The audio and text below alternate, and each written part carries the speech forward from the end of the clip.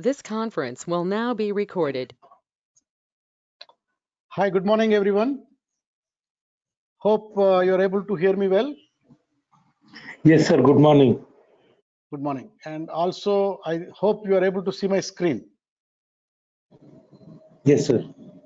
Okay, so let's get going. So, the last session, we concluded our toy project by testing it with a new unseen data as well as collecting few metrics such as mean squared error and mean absolute error. And also we discussed how those things will be calculated. And then we did the coding section. I sent you the .ipynb file for that session. Hope those who were not able to complete that coding, you could complete after that. Everyone completed it, whoever is on the call now.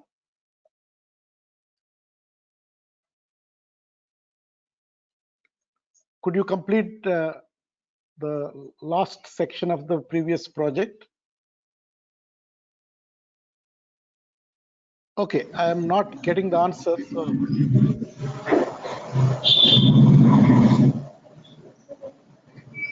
Yes, sir. Completed.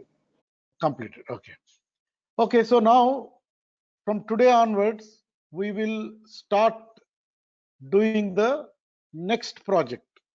And our project is to predict the fair transaction price of a property. Now, we will start handling the real data sets and we will apply a professional process and build professional grade models the way we have to build for our clients in case they're paying us.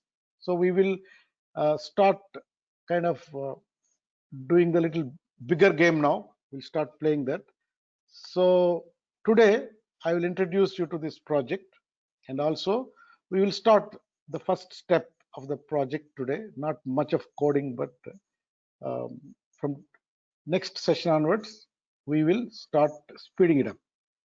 Okay, so I sent you one data set, real underscore estate underscore data.csv. Have you got it? Yes, sir.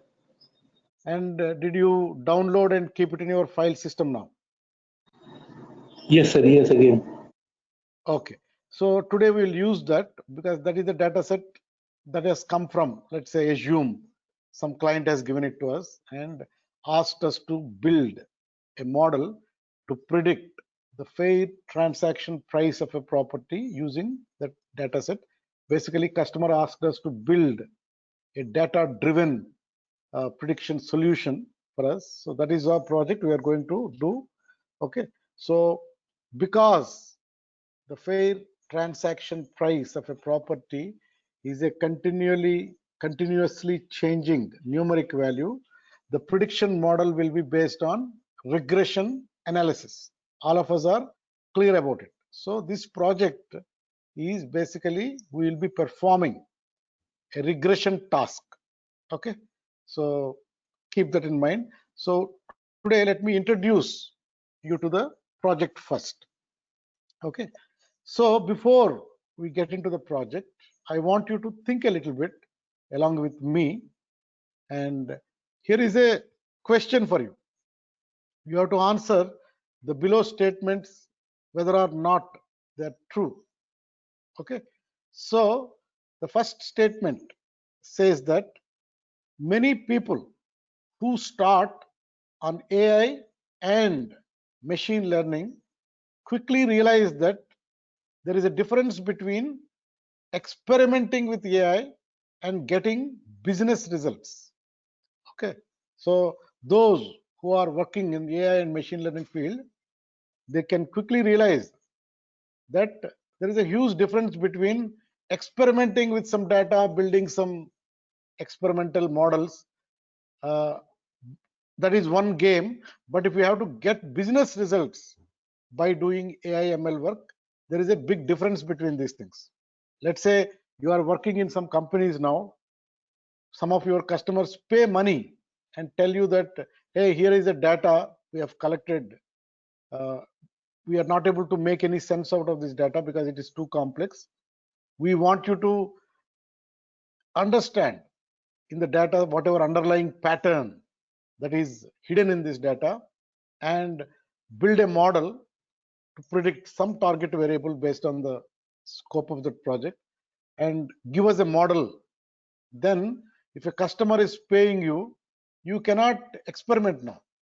They expect something really useful, so that whatever model file you give it back to them, they can make some use in their business. Okay, so if you are building really professional grade ML work, what do you think are critical success factors of any AI ML project? That is the question. So we have 3 statements below. You have to say either true or false. So the first statement is saying a machine learning project is first and foremost a software project. You must focus on well architected, reliable, easy to deploy software. Prioritize engineering over data science. Do you agree with this statement or not? What it is telling is that whatever said and done, a machine learning project is a software project first. And you have to focus on good architecture. You have to focus on how to deploy this software in a reliable and easy manner. And it is telling you have to prioritize engineering over data science. So you have to focus on software engineering. Data science also is there, but it is not an experiment. You are doing some science work. You are really building a very useful artifact for your customer, for which your customer is willing to pay money. So what do you say? Is it a true statement or a false statement? Do you agree with this statement, that a machine learning project is first and foremost a software project? Do you agree with that or not? No, sir, because here focus is on data in machine learning. The software deployment and architecture, they comes under traditional programming. Fine, but let's say you build a model applying a lot of data science and all that work, but will the model on its own will work? No, sir, it has to be collaborated. It will be on top of the traditional coding. Yeah, so basically if you don't think about those aspects of software, like say Microsoft is using a recommendation engine. Okay, behind that recommendation engine there is a cluster analysis model. Okay, cluster analysis model if somebody built without thinking of how Amazon will use it in their business of recommending products to customers, could it have been a successful project? No, sir, not in that case. So my point here is that it is not just a model. You have to apply from the beginning. You have to think about how whatever we are doing will become very useful part for a business. That is why it is a software project. A process needs to be applied. It is not an experimental kind of analysis work. It is much more serious engineering effort. That is what I want to say. In my opinion, the statement is true. A machine learning project is first and foremost a software project. Okay. You Yes, sir, must got it. focus on well architected, reliable, easy to deploy software. Prioritize engineering over data science. We are not telling data science is important, but you have to prioritize from the beginning engineering over uh, data science. Why this sound? Just a minute. Okay. Okay. So sorry, there is a little bit of sound here. Okay. So the second point is we can avoid AI failures by careful project selection. Not every use of AI within an enterprise should be a project. Another success factor for your AI ML work is actually we can avoid AI failures by careful project selection. Not every use of AI within an enterprise should be AI project. So, do you agree with statement or not?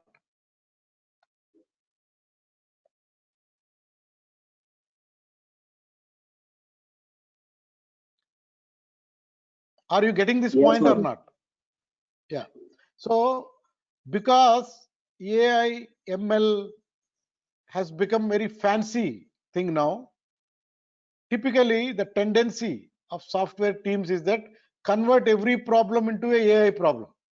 So some problem that could have been solved very easily by our traditional programming model, some people may convert it into a data driven kind of problem, and that is also one of the factors which will cause failures. Do you agree with it or not? That is what you told. Yes.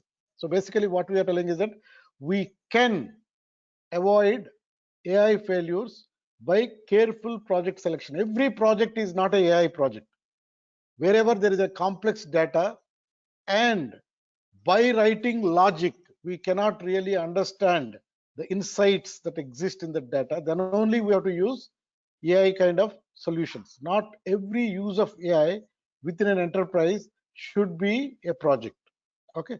So a lot of times nowadays, fashion is to convert every problem into an AI project, and thus people are failing in these projects. The third point is that machine learning systems have lot of fascinating knobs you can play with. Okay, meaning all these hyperparameter tuning, cross validation, all those called fascinating knobs you can play with to build models. But to be successful, you must focus on getting more relevant input data, pre-process the data in a better way, and choose the right algorithms and tune it correctly. Okay. So do you agree with this statement or not? Yes, sir. True. Yeah. So if you have to really build a really successful AI ML project, many cool things we can do. We can use artificial neural networks and all that because they sound very cool. But actually, if you spend your energies and if you focus on getting more better input data and also pre-process it very well and choose the right algorithms and tune them correctly, you will achieve much better results. That is what we are saying, and it is a true statement. So while we are getting into the project, so keep in your mind any ML project, a lot of data science activities will be done, but engineering priority has to be given. It is a finally a software artifact which will be used by business to do their business better. So always you have to keep that engineer mindset. Okay. Scientist mindset alone will not solve the problem.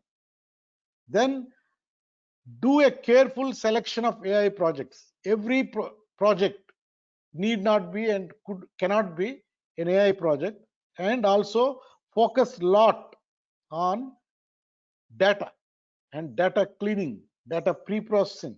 Then you will be more successful.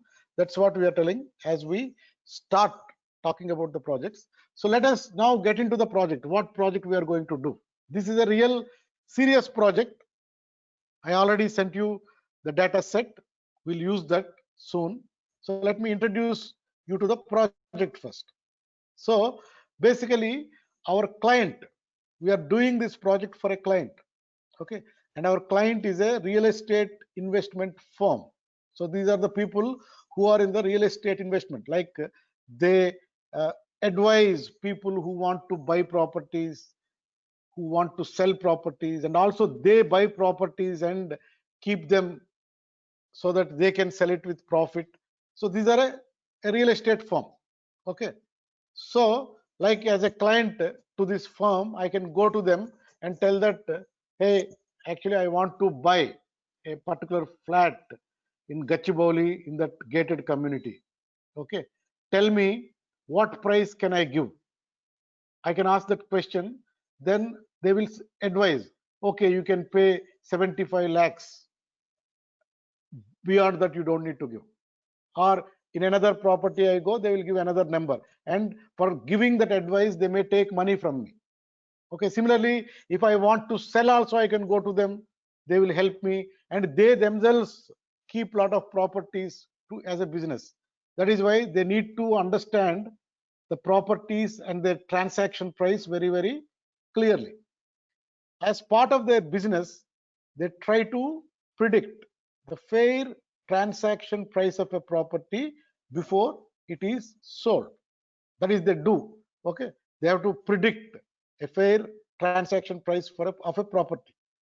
They do so to calibrate their internal pricing models and keep a pulse on the market. That is their bread and butter of their business. If they can accurately predict, then they can invest in the right way and they can survive in the business. So that is their context.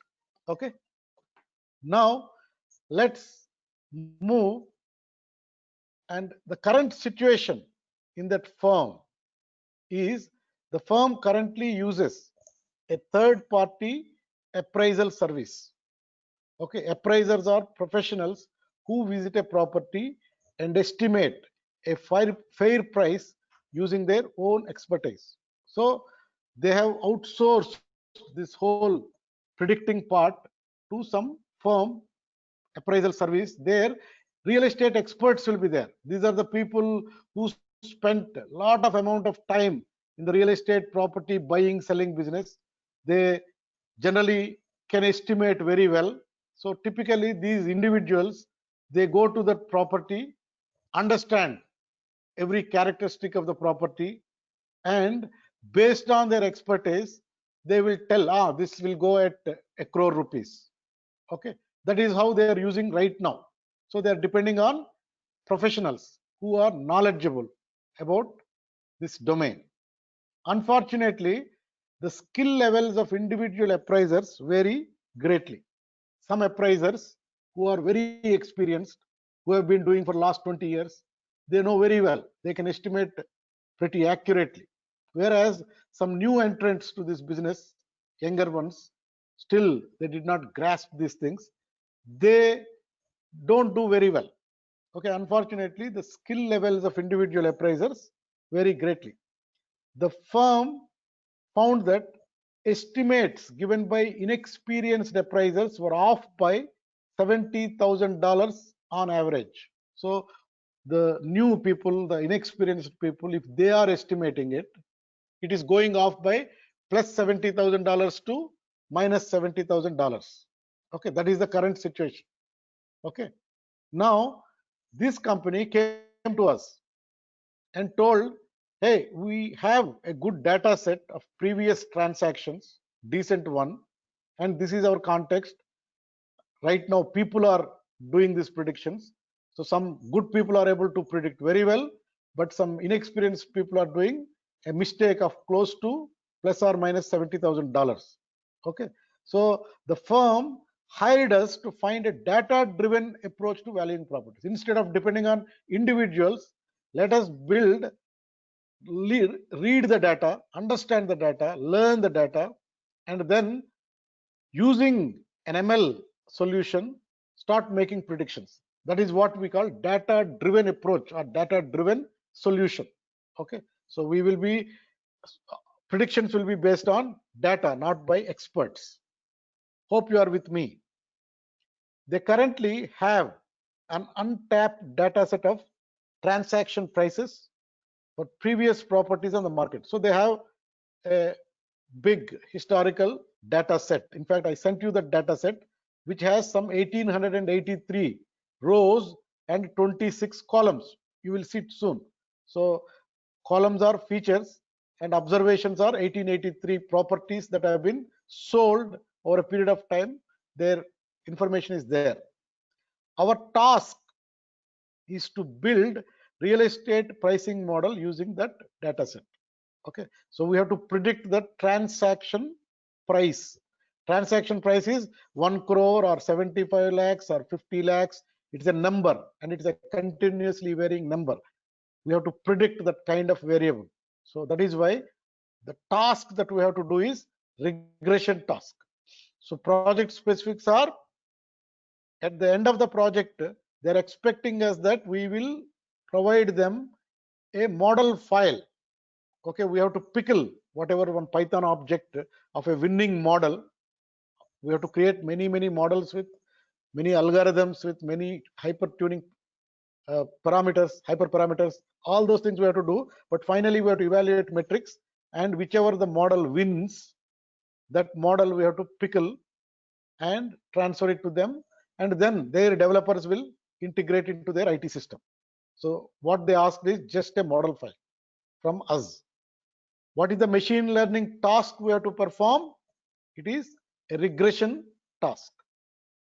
The target variable is actually our transaction price. Win condition, these kind of projects, regression projects, we can always set the win conditions using a metric, because inexperienced people are making a mistake of plus or minus $70,000 while estimating. So our model has to do better than that. Whatever prediction error that we calculate, ultimately that is nothing but our mean absolute error. Once we build the model and test with some new data, that number should be, mean absolute error should be less than $70,000. If we can achieve that, we have at least are better than inexperienced appraisers. Maybe we are not as good as the experienced appraisers, but the model, ML model, will be able to estimate better than the unskilled or individual appraisers with less skill. Are you with me? This is the context and the current situation, our role, and what are the deliverables. Are you clear with me so far? Any questions? Yes. Yes. Okay. Yes, sir. Fine. Clear. So now we will do this project. I already sent you data set. But as I told you, machine learning is not an experimental data science activity. Finally, we have to create a good model file, which in all senses we have tested it that it is better than this unskilled person. Then only we have to deliver it to customer. Then only customer will accept, and then only customer will pay you money. Okay, so we have to carefully think about an engineering approach. So the project we will do using a good, well-established process, like in the real companies, real engineering teams apply this kind of process to build models. So as I told you, I am not really teaching you to build some toy projects throughout. This is a real project, real way we will build it. So if you grasp this carefully, this process, the template of the process, then you can apply this template in any real project that your company may get and solve problems which will earn you money. That is what our goal. That is why we are telling engineering is very important. Okay, so we will use a 5-step process. Okay, in fact, we will do another 2 projects after this. That is, one is on classification, another is clustering. So generally we'll apply the same process, because we'll be learning something slowly in this project. Next time we'll do little bit fast and add a few more steps in one process.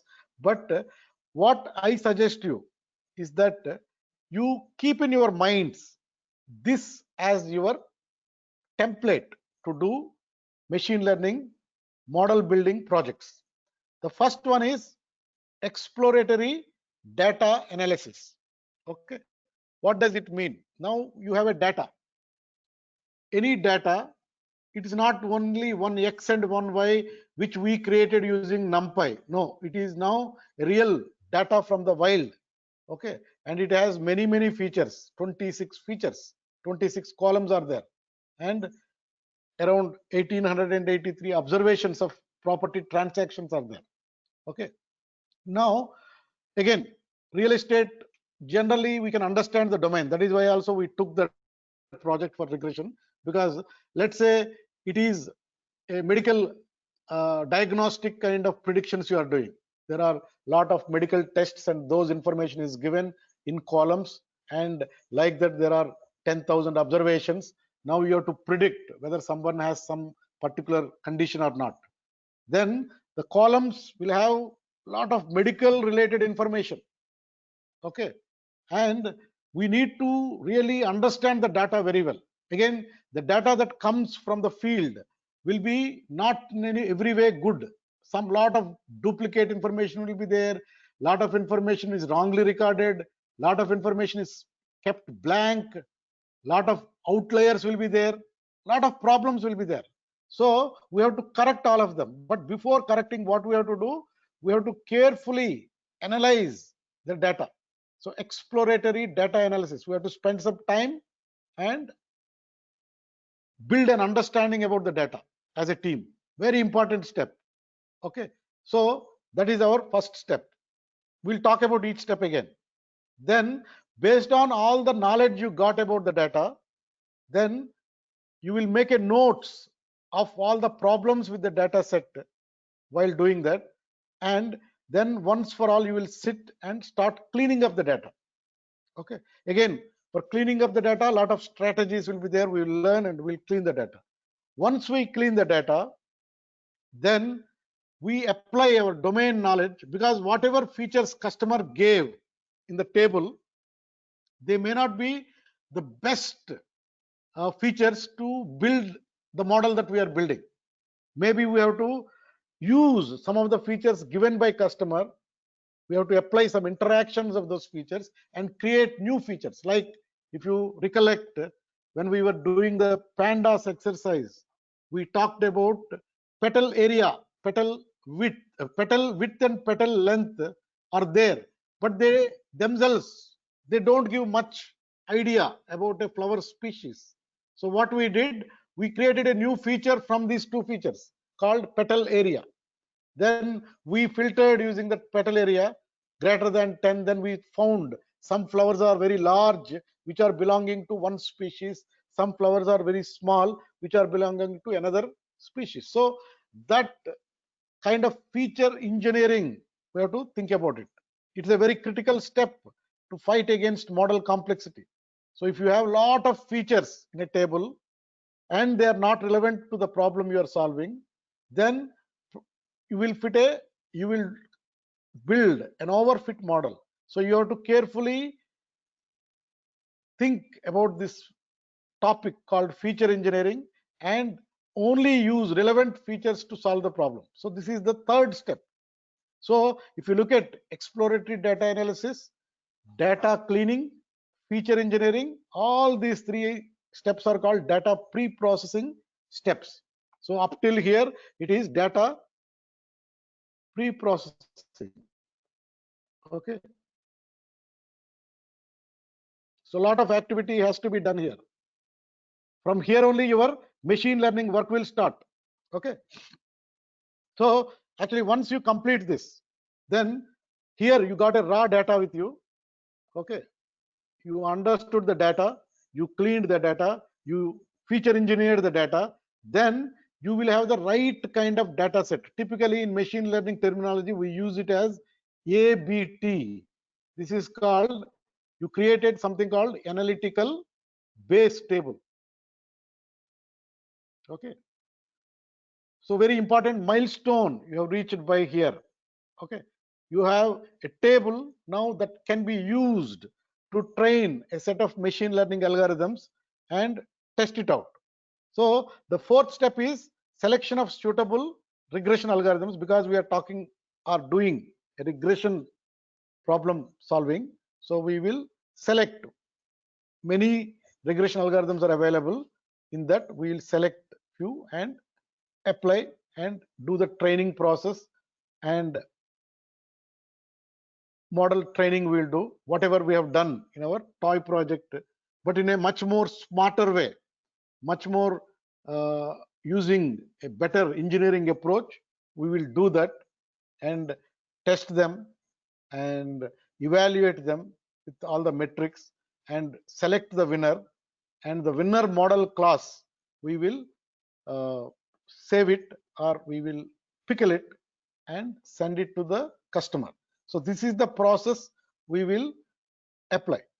So let us look at the first one, exploratory data analysis. I'll repeat. So in this step, we are going to get to know the data set. This is the very important activity, because every data set is different. It's from different domain, and it will be in a particular state as it comes to us. So we have to spend decent amount of time and understand the data and make some notes about the data, so that the next step, data cleaning, can be done pretty fast. So as I told you, up till here it's data pre-processing. The problem with these steps is that they are very open-ended activities. Okay, you can spend hours and hours, weeks and weeks, and months doing this without any output. Okay, so that is the problem with doing some open-ended tasks. So in order to get results in those kind of tasks, we have to use some very interesting templates. That's what we'll do here actually. So we will use less time but achieve better results by using good template based approach to do these three tasks. Okay, otherwise there is a danger that because they are open ended, unnecessarily you may waste a lot of time without any real output. So in this first step, exploratory data analysis, we are going to get to know the data set. Doing so upfront will make the rest of the project much smoother in three main ways. First one is that you will gain valuable hints for data cleaning. All the understanding you developed and made in notes for yourself will help you to do the next step, that is data cleaning step, very effective and efficient, fast also. And data cleaning actually can make or break your models. A good data anytime beats fancier algorithms. Okay, so data quality is very important to build high quality models. Then this activity, good exploratory data analysis activity, gives you a power to think of ideas for feature engineering. Okay, which can take your model from good to great. The feature engineering is a very important step, because if you provide good features which have a good, which can give your machine learning model a good insight about the data, your model will capture the trend well. If you don't give it, it cannot capture.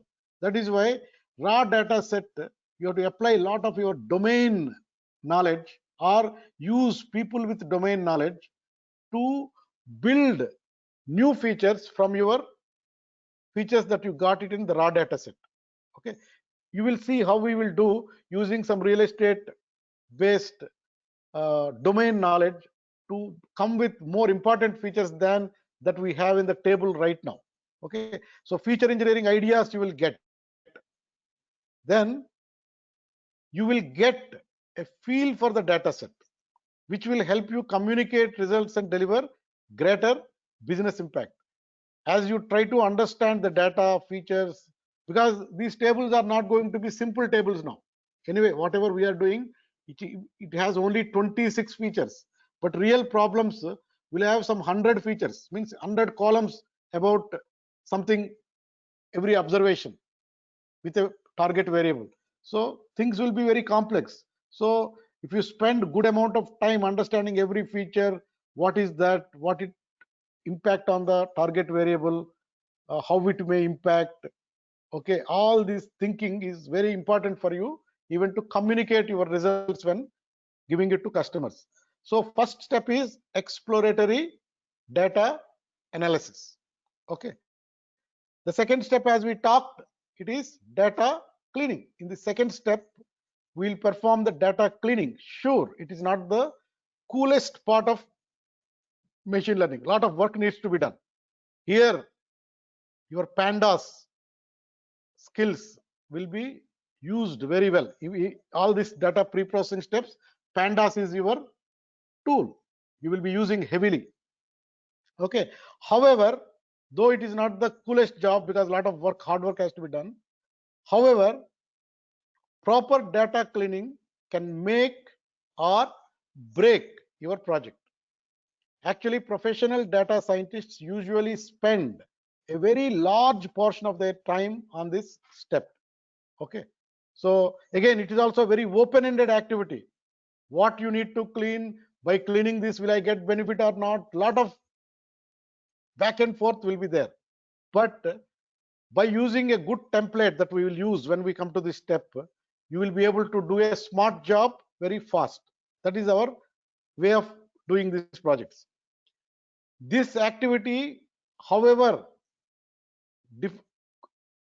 kind of not so easy and boring job, but you have to do it very well. Why? Because of a simple truth in machine learning, and that is better data beats fancier algorithms. Whenever I ask what is the simple truth in machine learning, always tell better data is greater than fancier algorithms. Better data, you can put it as an equation, greater than fancier algorithms. You can use the coolest algorithm with some neural network, but if your input data is not good, this will not help you to build any good model. So better data beats fancier algorithm at any time. Okay. Then we move to our third step. Third step is our feature engineering, and it is about creating new input features from your existing ones. Like our petal width, petal length, we created a new feature called petal area. Okay, so those are called new features. This is often one of the most valuable tasks a data scientist can do to improve model performance. Okay, so here domain knowledge comes, and again automatic feature selection abilities are there in some algorithms. We'll talk about them, how they help us, but it improves overfitting problem. We can fight by doing very good feature engineering. You can isolate and highlight key information which helps your algorithm focus on what is important. Like whatever example I gave, some petal area is more important feature for your algorithm to focus on kind of which flower belongs to which species kind of problem.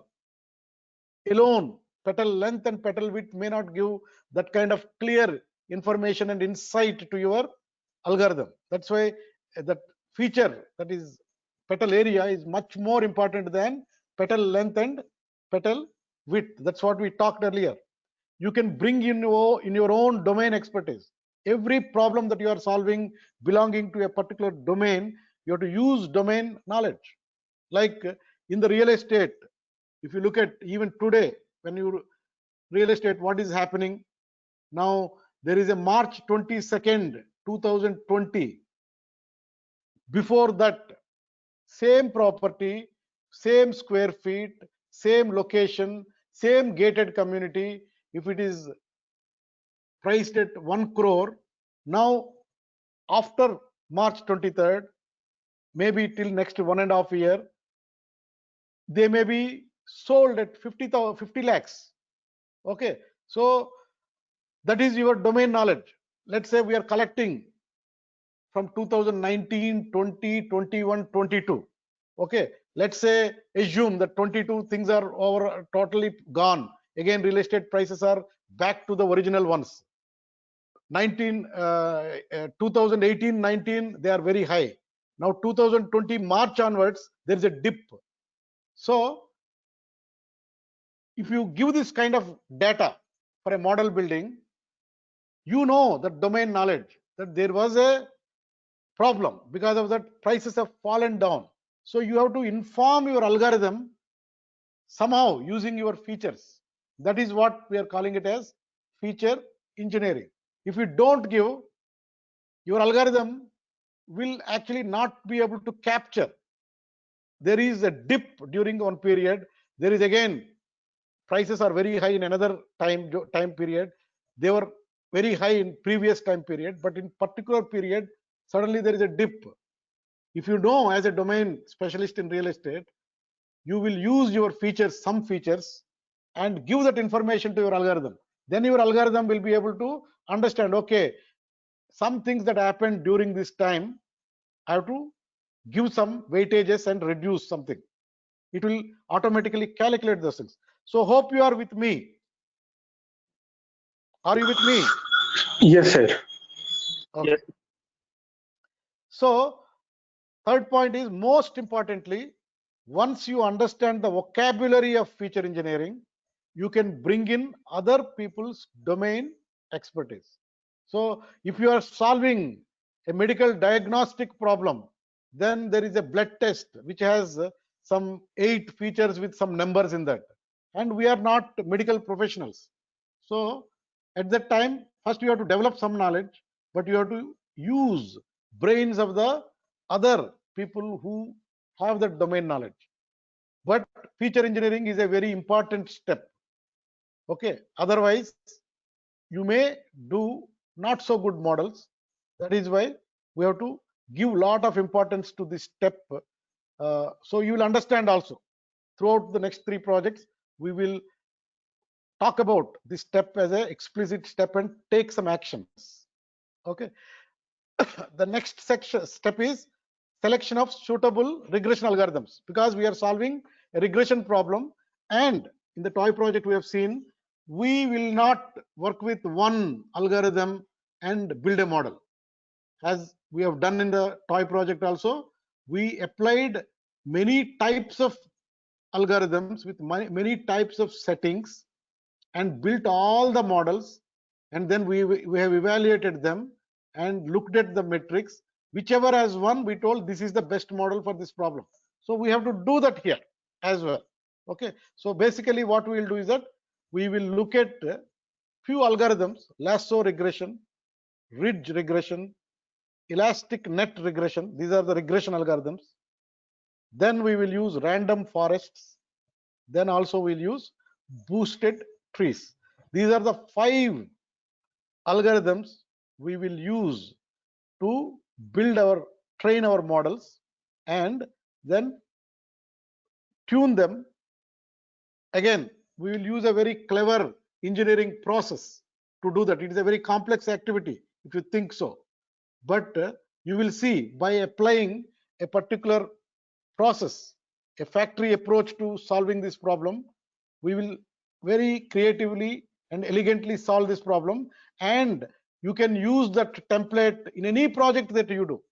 Okay, so that is why I'm telling process. It's an engineering process that is very critical, so that the problem is different, the data set is different, but the process will not change. That is why carefully observe the process that we'll be doing in this first project. Then we will use that process and do model training. Okay, in this step we'll practice training models using those algorithms. Again, we'll set up entire modeling process to allow our algorithms as much flexibility as possible to learn from the data while safeguarding against overfitting, using a very factory based process. Okay, so that is the process, engineering process, that will be applied in our project now. So anyway, before we get into the step 1, that is exploratory analysis, I want you to answer these questions. Not very great questions, but just I want you to remember whatever we have talked. So fill in the blanks with these 4 words. A machine learning project is first and foremost a dash. You must focus on. It is a first and foremost Software project. software project, but a software project with a difference. It is not a traditional software project. It is a little different software project, but it is a software project. Applied machine learning workflow from start to finish consists of: first step, exploratory data analysis; Second step is what? Third step Data is cleaning, what? Data feature cleaning, engineering, Suitable algorithms and model dash. training. and Data model cleaning, training. feature Feature engineering, engineering and model selection of training. suitable algorithms and model training. So now you have understood the process. So let us move to our first step of our project, that is exploratory analysis. And as I promised you, these exploratory analysis, data cleaning, exploratory feature engineering, these are all very open-ended problems. Sometimes if you are directionless in doing this, you will spend lot of time without any proper output. That is why I am telling we will use a standard template to do these steps. So each of these steps, next 5 steps, whatever major 5 steps we talked, I will divide them into another 5 steps, so that if you carefully keep in your mind all the 25 steps, okay, major 5 steps, and underneath 5 steps for each of the step, meaning 25 sub steps. If you keep it in your brain, you can do any project with the same rigorous approach. That is the what we'll do in all the 3 projects, so that you become used to that process. Okay, so our exploratory data analysis, to complete our project, we'll do all the steps, and each step I'll again break it into 5 steps. Again, just we talked, I'm not going to talk about it. So exploratory analysis step, again I'm dividing into 5 steps. As you know, exploratory, what you will get to know your data set. Sometimes we tell it as it is your first date with your data set. So when you go, I know how many of you went for a first date, but in a first date you will learn each other. Okay, you will try to spend that time to understand each other. So this is nothing but your date, your first date with your data set. So you are trying to learn the data set, you are trying to understand the data set. So in that, I'm, because it's an open-ended thing, you can understand for next year, few years, but I want to understand in maybe 16 hours by a team of 5-6 engineers. Okay, then I have to templatize it. So I templatized it. So first thing is that I will spend some energy and try to understand basic information that is available in my data, like what is the shape of the data, what are the D types, uh, is it everything fine or not, those kind of things.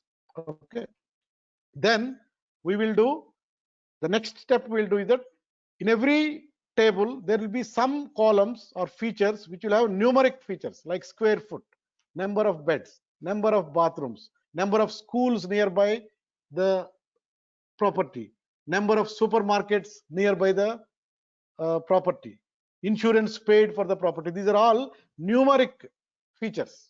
Okay, so what we will do as a second step, we will try to understand some statistics around the numeric features, the distributions, what is the mean, what is the median, what is the mode, or what is the distribution using standard deviation.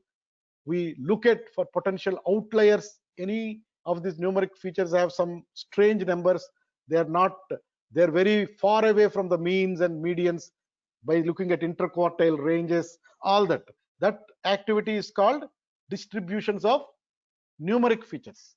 And also we have in our data sets a lot of categorical features. The property type is an apartment or independent house or some house, that is a category, like that it will be there.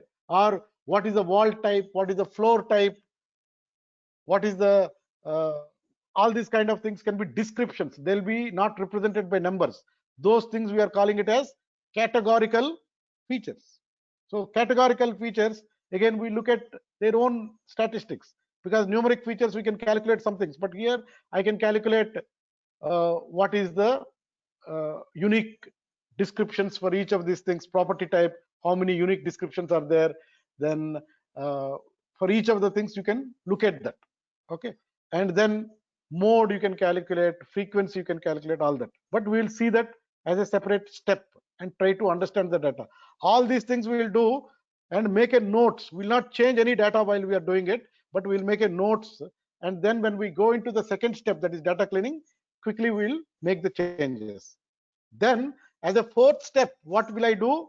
I will now use my segmentation capability. That is, I use group by and aggregate. So what I will do, I will put my categorical feature and group by that categorical feature. I will look at some numerical features. Like I want to see by property type, which is apartment, independent house, condominium, something like that. Categories are there. Property, 3 types of property are there, let's say. Okay, then I want to see for these 3 type of properties, what is the mean of square feet, or what is the mean for lot size, what are the bedrooms available in this kind of house, that kind of house. So we have seen that in our pandas uh, exercises. We'll have to do that. So we club both categorical features and numeric features and try to understand them together, so that we can get little bit better insight to achieve some of the whatever outlier analysis and all. Then the fifth step we will do is some correlation analysis. Again, correlation is a statistical term. So how each of our features are correlated. One is increasing, other is increasing or not.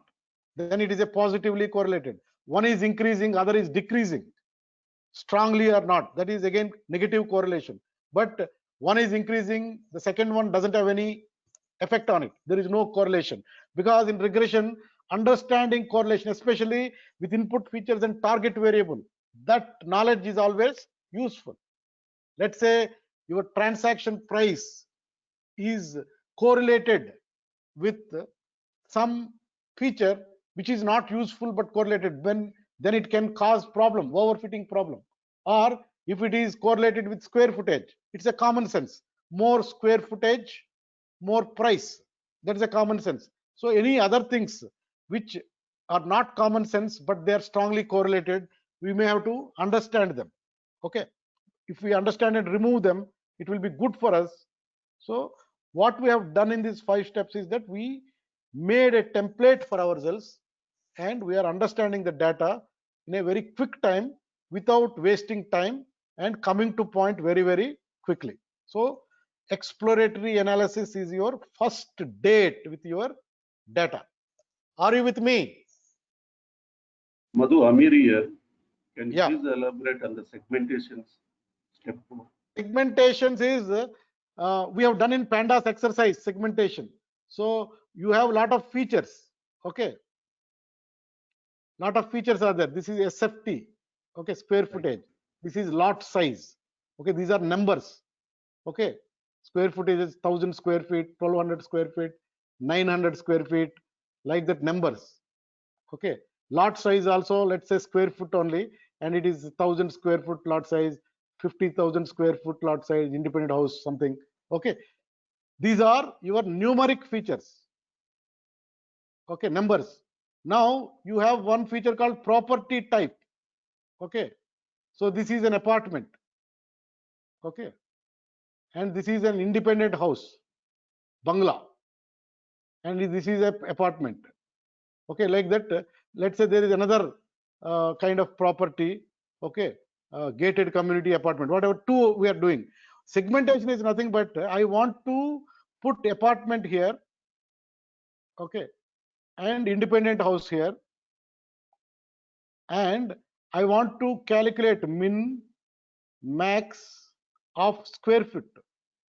Okay, so I have to group by and do the things. That is what I'm, by seeing like this: apartments, min square footage 900, max square footage 2000. Okay, independent house, min is 15,000 square feet, max is 50,000 square feet. Then I can look for square feet, another statistic, STD, standard deviation. That is called segmentation. So basically here we are only analyzing numeric features in the second step. In the third step we are only analyzing categorical features, but in the fourth step we are putting them together, one side by side, and analyzing. That's what I'm calling it as segmentations. Did you get it? Yes, Madhu. Okay, fine. So we are at the first step. Okay, we will quickly do it today. Again, it may take up to 10-15. Hope it's okay for you. Okay, uh, we went slow only today. Exploratory analysis. We are here. Keep always. I'll keep you the index always when I'm teaching the lesson. So you are here. So let us start here. So before we start getting into pandas, all that, usually every time a customer gives a project, customer will send you a data set with some data dictionary also. You have to take some time and read it very carefully. Okay, so this is the data dictionary your customer sent you along with the Excel file or CSV file. The data set has 1883 observations.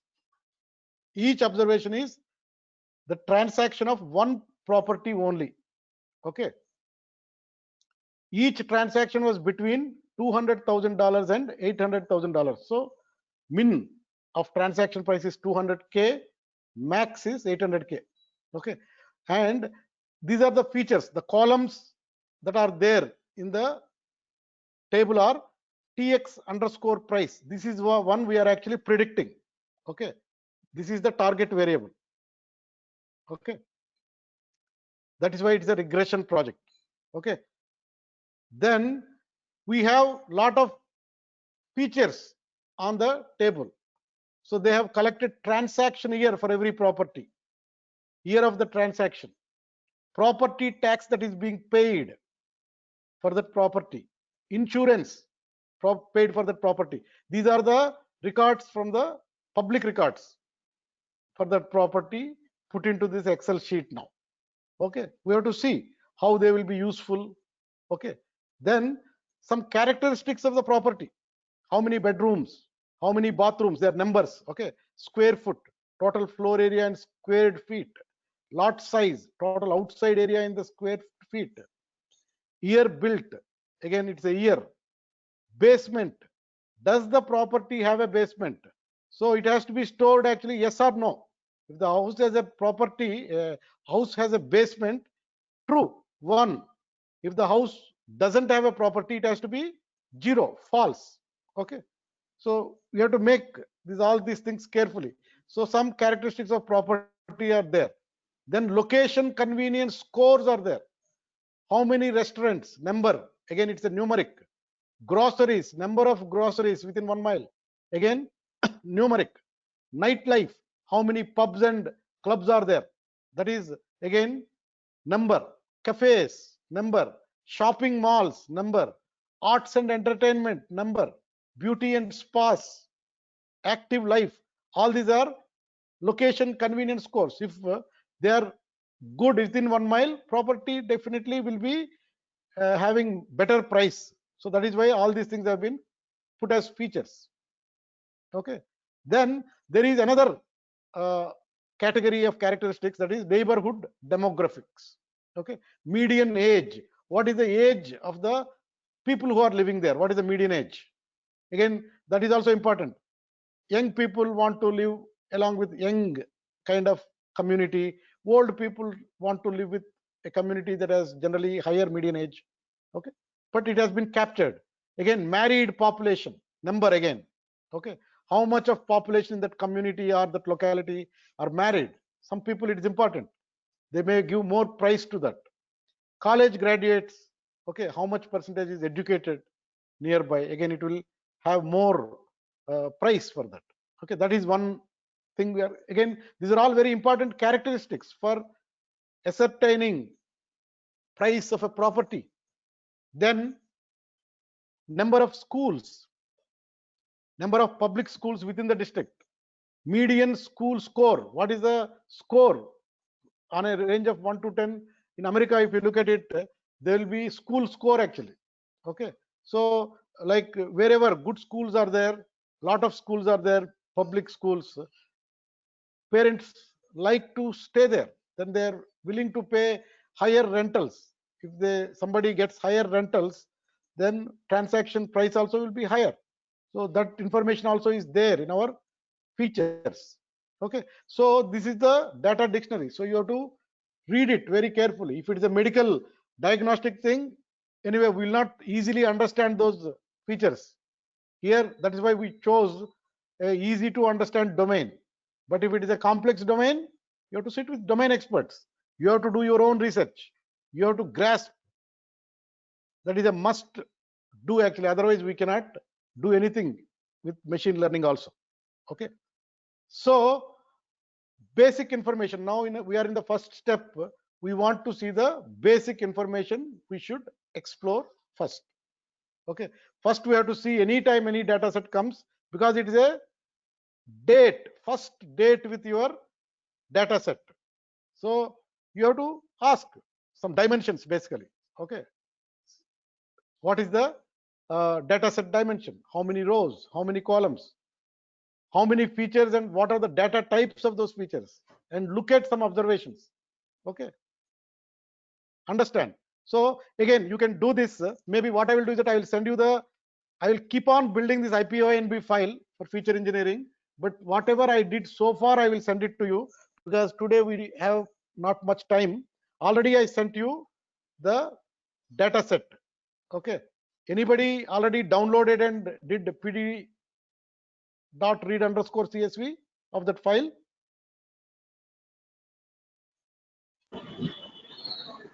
So just download it. Okay. So anyway, now first have this header. In this header, one thing extra we have put, look at that, pd.set_option, and we are giving this argument display.max_columns to 100, because now our tables will be little larger in size, basically from a point of view of columns.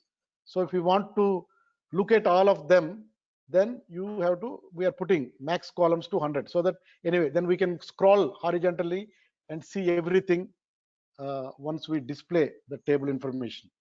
That is why we have put it. So you can put that. Then anyway, rest of the things are same. Okay. So let us, anyway, we have done the header. We are having NumPy, PD, and we have set column visibility to 100. Then we have already matplotlib and seaborn. Okay. Then we will read our data set to our df. Okay. And I'm calling df. So df equal to pd.read_csv. This is my, at least earlier I copied all these things when I was using a Mac.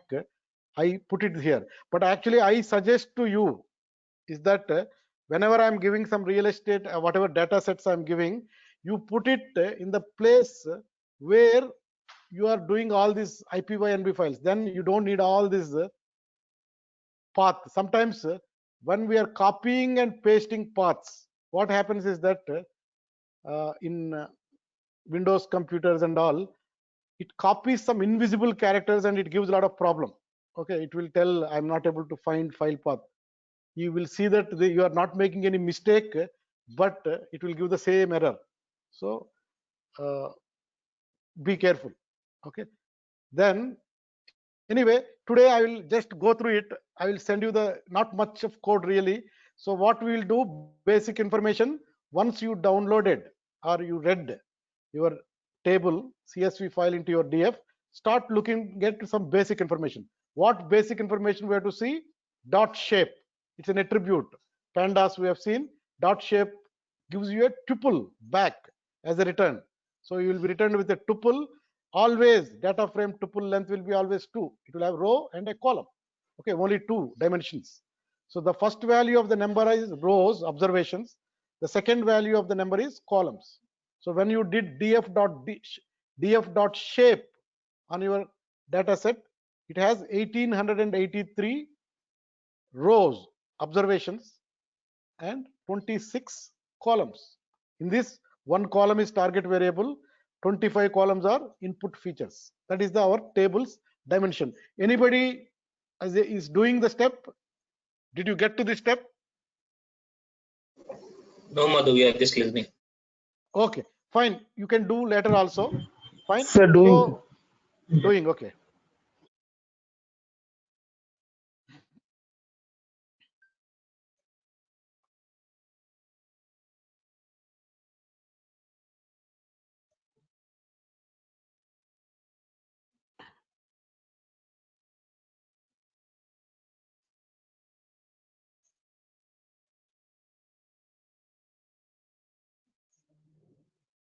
Tell me when I can move forward. Yes, sir. So you got this 1883 and 26. Yes, sir. So both of us are on the same table. I just wanted to confirm that. Okay. So the next basic information you have to look at is what is my D types of each of my columns. Dot D types is an attribute. What it throws out? It throws back a pandas series object. Okay, pandas series is nothing but a column. Okay, so it tells you all the column names as index. So it's a basically one column table. So whatever TX price is your column is an index name. Okay, and that index has a value. Actually, this is your table column, but your index is nothing but your that feature name. Okay, so it's a basically when you do df.d types, what it returns a pandas series type object. Okay, where all these are stored as indexes for the 0 1 2 3 4 index, and this as the data type. So if you look at it here, whenever we stop, we have to look at it here. Okay, when you are at this step, you have to think, okay, what are the data types? So there are int 64 and float 64.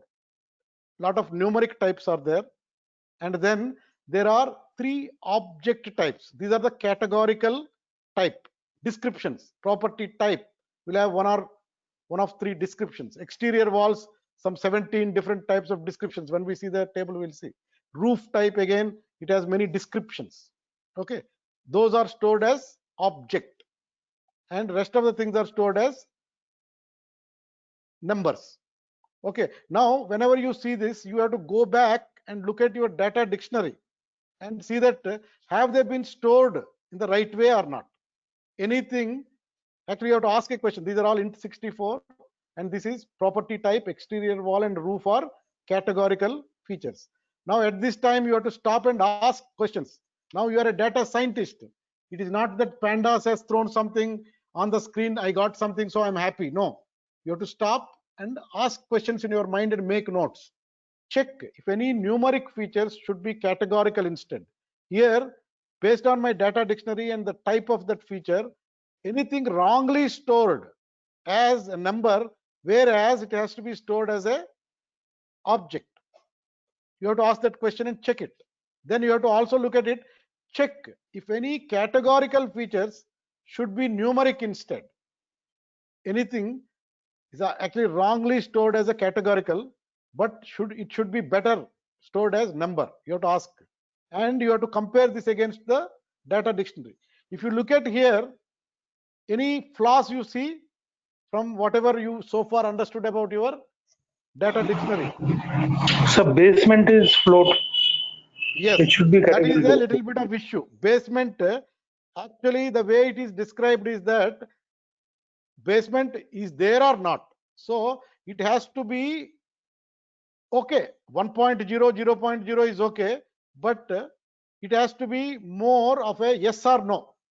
Okay, yes is 1, no is 0, whatever we do, but it should be that.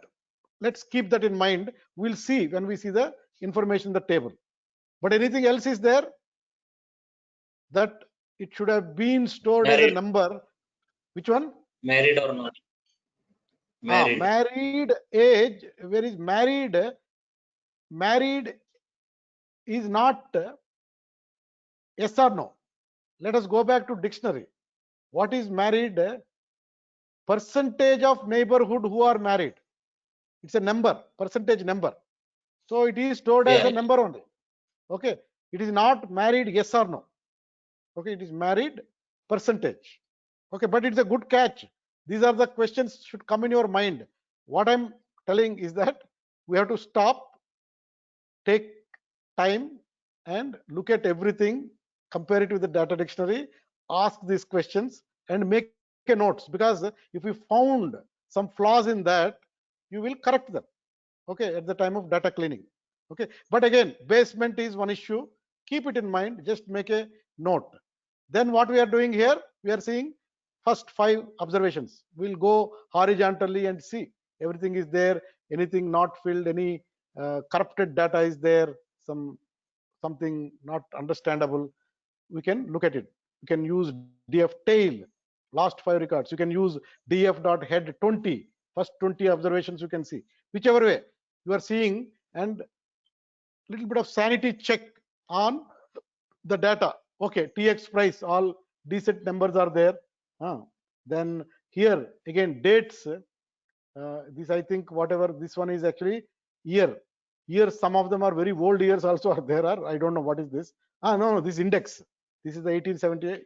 This index anyway. That column is the not that, but here basement 1.0, 1.0, 1.0.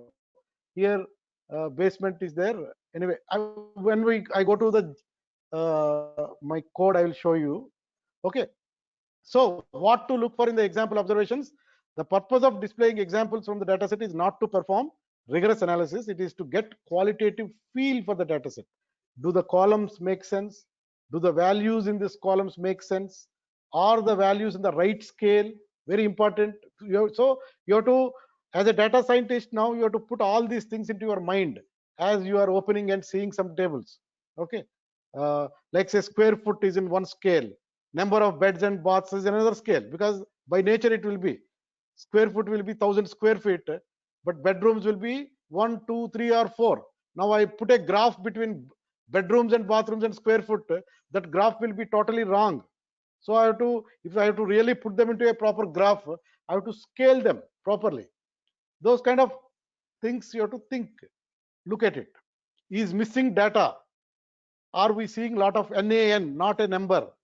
Then is it going to be an issue? How do we solve? What types of classes are there in the categorical features? What are the each categorical feature? What are the unique values? Roof type, how many unique values are there? Floor type, how many unique? Wall type, how many unique values are there? Property type, how many unique values are there? These kind of things we have to see that. Okay. So what I will do is that now I'll, yes. Anyone telling me? Are you not able to hear me? We can hear you, Madhu. Nothing We from can our hear side. you.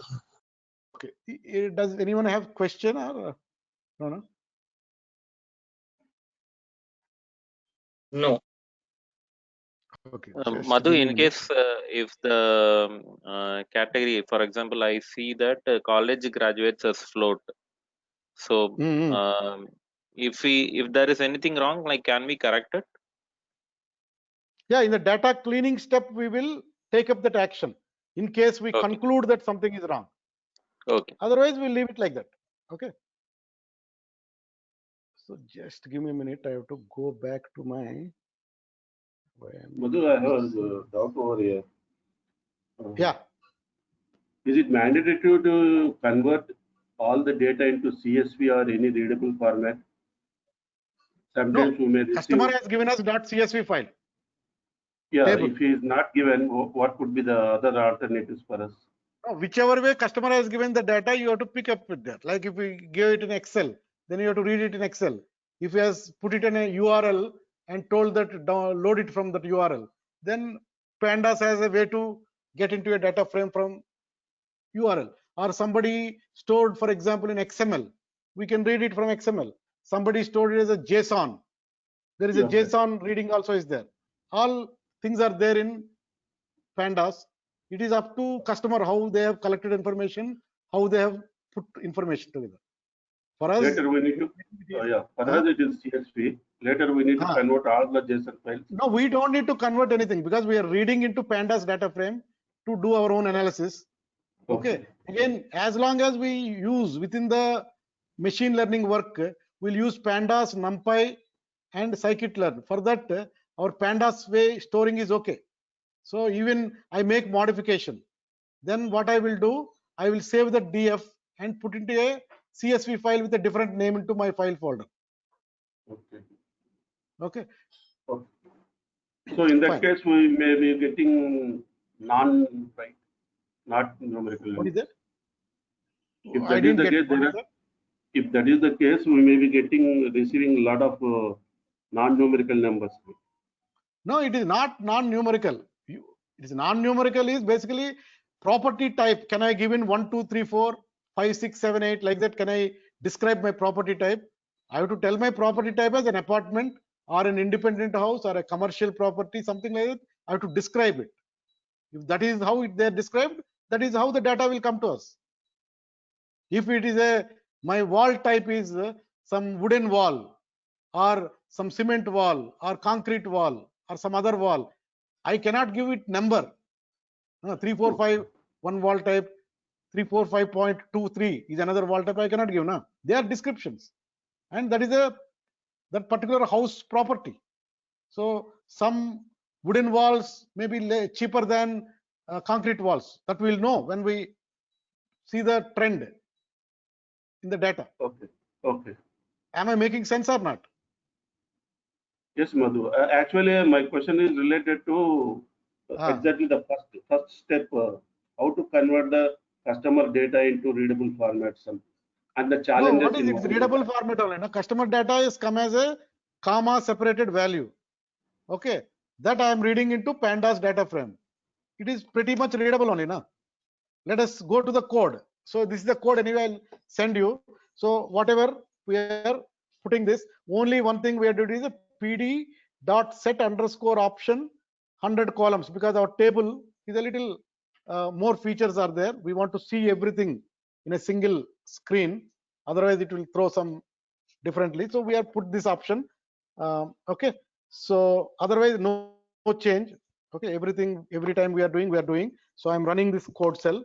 So my libraries are there.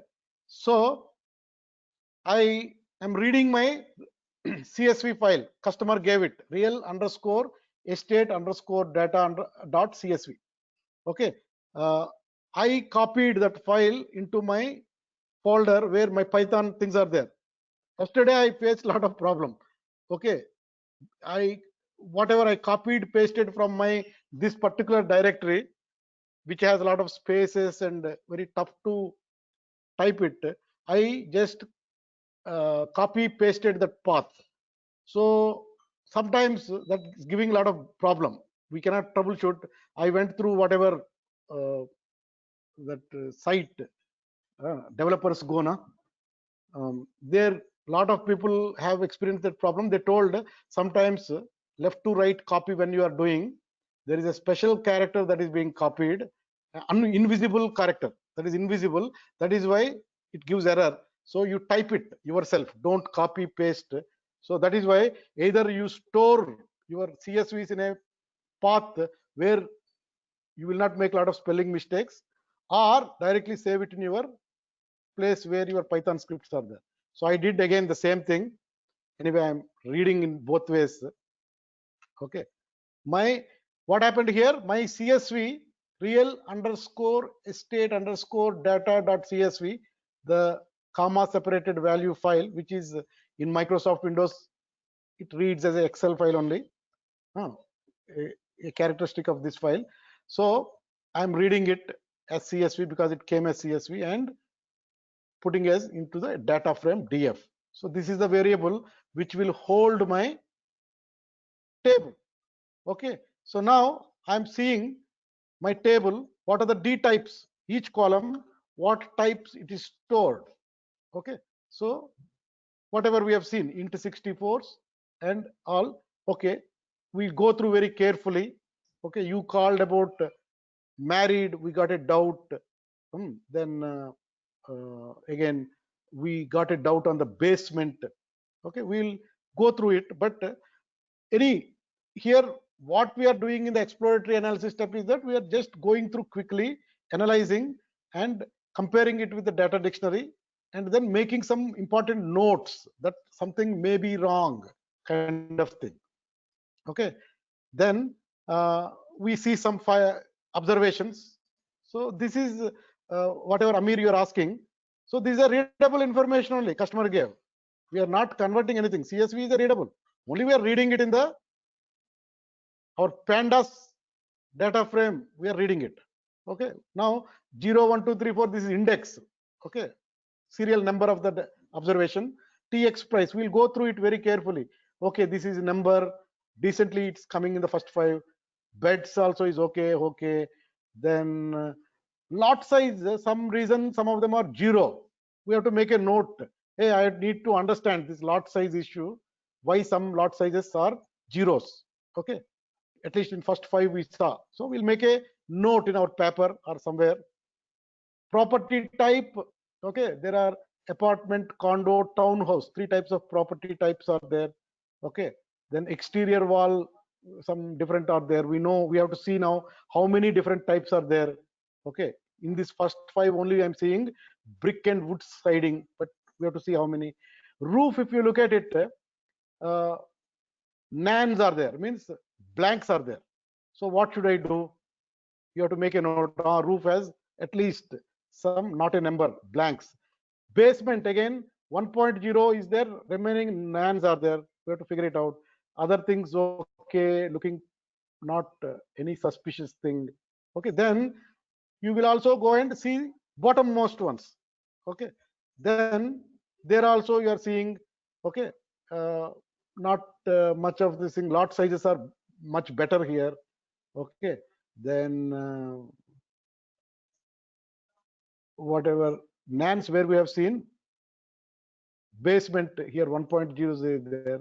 Okay, let's look at top 20. Okay, now again lot of nans are there in basement. Roof type is some type of roofs have not been properly put those list of values. Okay, so you got a grasp now. Some corrections are needed. We cannot pass data like this. This data is not useful. We have to do a lot of work on this data. Okay, so that is what we did. Then you got a, again, these are some want to see only df d types equal to object, categorical things. Then you want to play with categorical features. Again, these are all tricks we'll do when we want to plot some things and all. Okay, if you want to see only into 64 objects, only float 64 objects, you can use your pandas series object. This pandas series object is df.dtypes. In that I am indexing using object, and I am using the dot index because the proper, these whole names are there as index to that. So all these things can be done.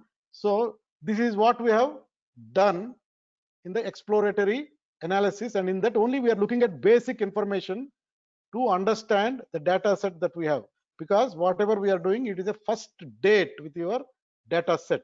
Again, you will do now, next class we will do distributions amongst numeric features, distributions amongst categorical features. You will segment numerical and categorical features together, and then you will do a little bit of correlation analysis. All these comprise of the exploratory analysis step. Okay, so are you with me? Okay, so Yes. any questions? No. Okay, No, Madhu. so if there are not many questions, we'll stop here, and day after tomorrow we'll continue with next 2 steps of our exploratory data analysis. Those are, you numeric distributions you analyze, also categorical distributions you analyze. These 2 steps we'll do. Anyway, I will send you this IPYNB file. Just run it and be ready. Next time onwards, you have to be on the driver's seat to type in the code. Okay. Okay. So thank you so much. Have a wonderful day. Bye bye. Thank you, Bye, sir. Madhu. Yeah.